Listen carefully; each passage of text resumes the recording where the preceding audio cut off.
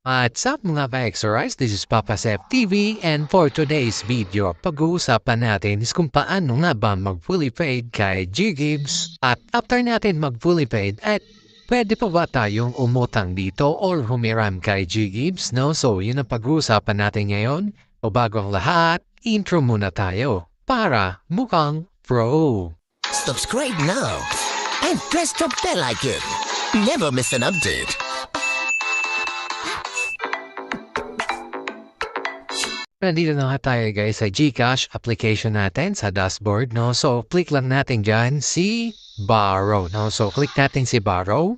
After nyo maklik si Borrow, guys, is makikita nyo dyan si G-Gibbs, no? So, click lang natin dyan si G-Gibbs. At dito nga guys, makikita natin ang per month natin ang babayaran is 888.37. Yan yung per month natin.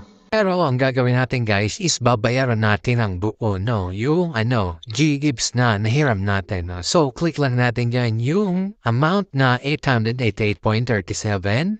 Tapos, click natin tong pay G-Gibbs, no? So, click lang natin yan at mapupunta tayo dito guys. Yan. So, ilalagay natin yung full amount na natitirang utang natin kay G-Gibbs. O ang natitirang amount is 2,665.11. Yung natitirang utang natin kay G-Gibbs. No? So, babayaran natin yan. At ilalagay na nga natin yung amount dyan sa baba. No? So, after nyo mailagay yung amount guys is click next nyo lang. After ma-click next guys is mapupunta kayo dito. No? So, click natin tong blue sa baba, yung pay. At antayin lang natin guys, naglo-loading siya. At eto na nga guys, yung resibo, no? So, nakapagbayad na tayo kay G-Gibbs. Na-pull na natin yung utang natin kay G-Gibbs, no? So, nandito na nga guys, pupunta tayo sa dashboard at wala na tayong natira sa pera natin. Is 4 pesos na lang ang natitira.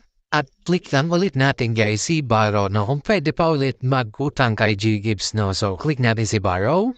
And after Borrow guys is click G-Gibbs, no? So, click natin G-Gibbs na yan. So, ang sabi nga dito, no? So, available daw to guys sa pre-qualification, no? So, yung qualified kay G-Gibbs na mag-apply. So, nagbayad na tayo ng full, no? Tapos, sabihin dito is hindi daw tayo qualified, no?